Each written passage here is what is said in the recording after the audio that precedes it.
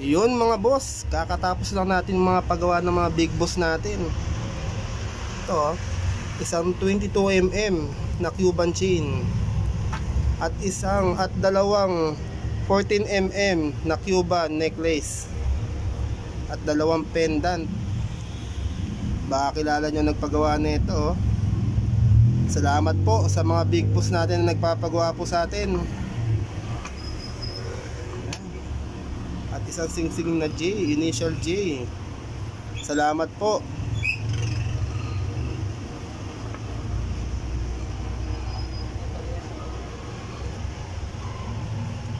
Yan, no?